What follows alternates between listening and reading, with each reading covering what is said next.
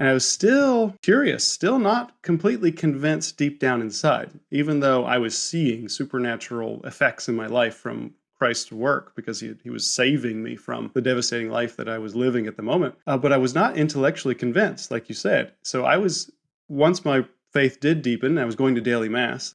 I would go from daily mass and then to Tibetan Buddhism. And I was still open. I was still like, okay, Tibetan Buddhists, now's your chance to convince me. Like, are you right or is Catholicism right? And I was genuinely open. I had already ruled out Protestantism. I'm not really sure exactly why, but that was fast to rule out. I don't know. But Buddhism, for some reason, had this lingering appeal. I had this image of a council in my mind of like all these different representatives of all these different philosophies and religions that were arguing, vying for my attention, my intellectual consent. And the only two that remained were Catholicism and Buddhism, because Buddhism has, meditation, fasting, prayer. And the professor was a practicing Tibetan Buddhist. So I would talk to him after class a lot, like, look, explain this to me. I don't understand this. And he gave me unconvincing answers. There's a kind of mystical assent.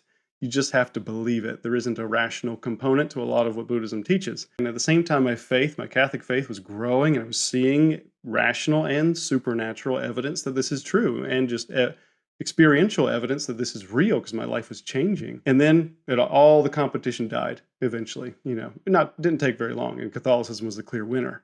But I kept challenging it. I kept having this intellectual argument with myself, which can be kind of destructive, but an obstacle. If you doubt too much, eventually, like the Apostle Thomas, it can get in your way. But I think it worked because of what field I went into. All this questioning is valuable when your faith becomes, so strong later. And I think this is one of the things for me growing up, one of the things that caused my drifting away from the church for a while was this catechesis of you just have to believe.